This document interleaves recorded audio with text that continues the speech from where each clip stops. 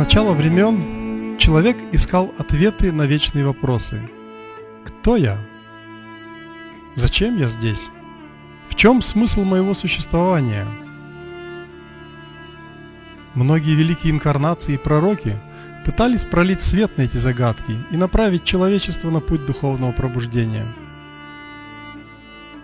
Как разнообразные цветы на одном древе жизни, они говорили о единой истине, используя различные метафоры. Будда видел просветление как ответ на все наши страдания. Он сравнивал этот процесс с раскрытием лотоса с 1000 лепестками на макушке головы. Мухаммед говорил о рухе, прохладном ветерке, исходящем из вершины головы и ладоней. Во время воскрешения ваши руки будут говорить, объяснял он. Кришна в его игривом веселье выражал необходимость йоги или союза с Божественным. Он говорил о коллективной природе человека и необходимости каждого из нас раствориться в океане блаженства. Христос также объяснял, что спасение придет только через второе рождение.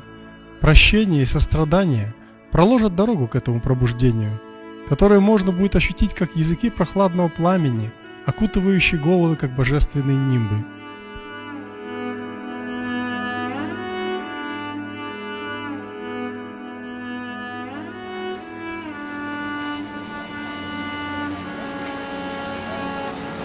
I was very lucky that I was able to meet with Shri Mathaji when I was about 18 years old.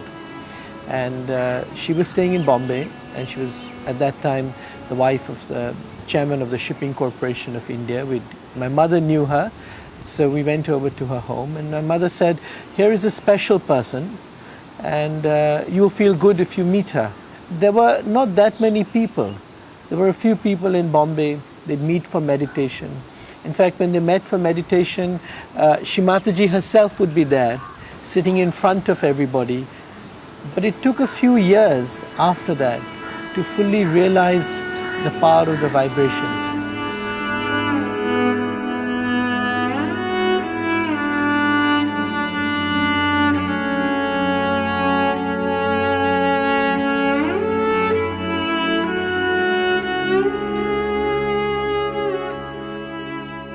В 1970 году Шри Матаджи Нирмала Деви начала обучать медитации небольшую группу искателей.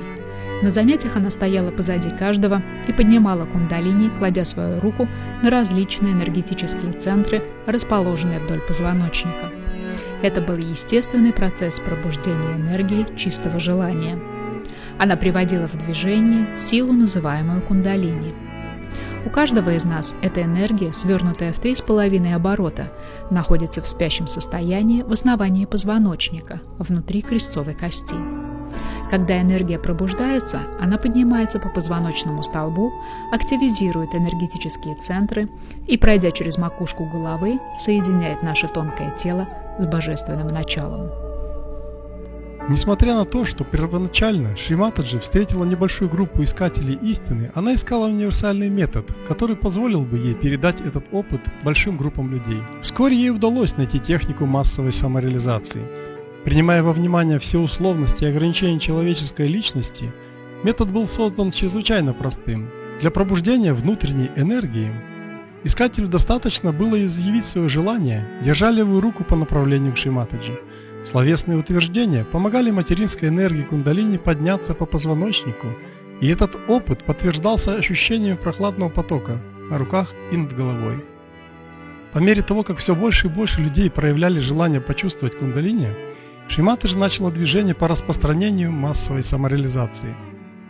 We can see from one point of view that human beings are created as human beings. And they have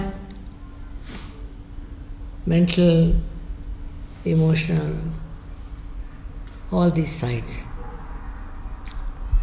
Now they are guided by their emotional side, maybe mental side, also depending on the birth and all that. So they are bound by all these things. We have within us a power, I call it as Kundalini, which is kept in the triangular bone, which is sleeping there. So when you awaken that Kundalini, she passes through these various aspects of her life and she enlightens them. Not only enlightens them, but she binds them and makes them one.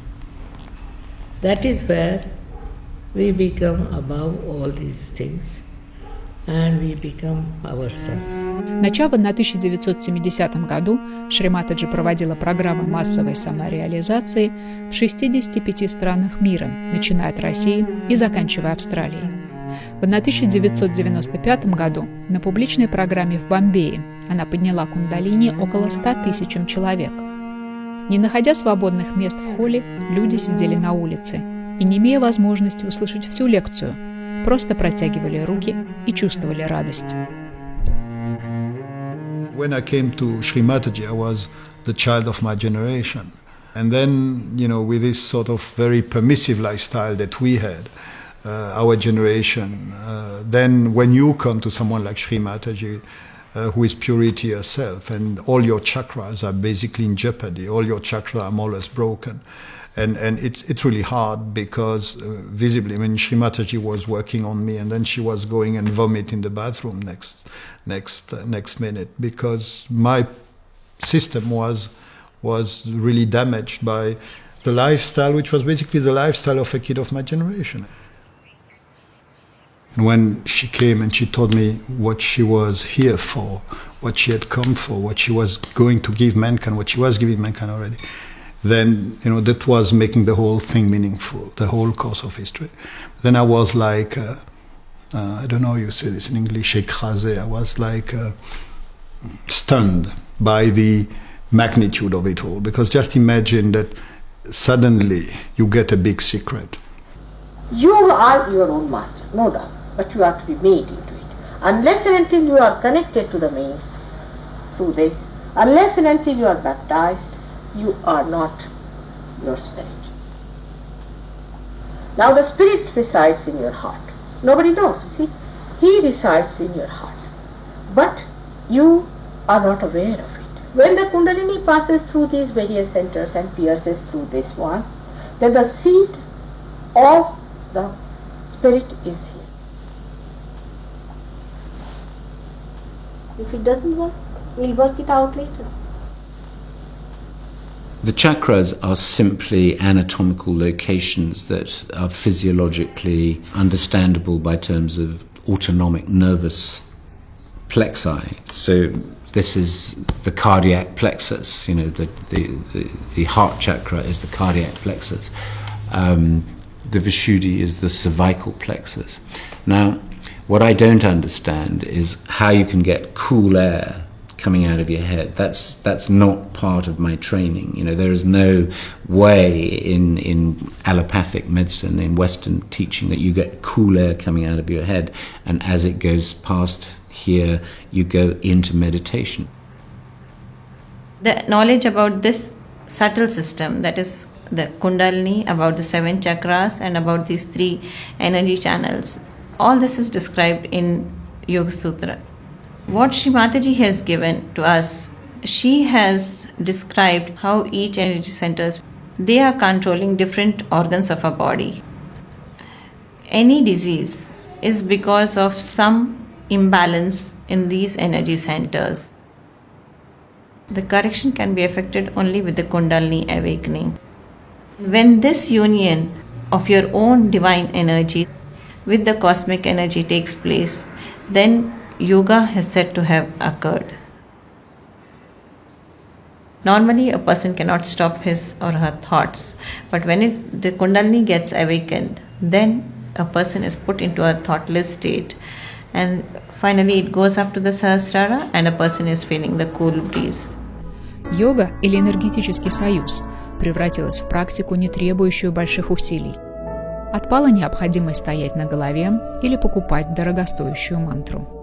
Получить свое просветление в сердце Лондона стало намного проще, чем в Гималаях. Не нужны стали и визиты в кабинет психолога. Шри Матаджи не переживала по поводу количества людей на программах. Ее больше интересовало качество искателей. Она никогда не брала денег за самореализацию или разработку своего метода. Более того, вкладывала собственные средства в развитие Сахаджа Йоги. До последнего дня Шри Матаджи была уверена в том, что нет необходимости платить за свой собственный духовный рост. All these ideas about religion and God and all that must be again reformed.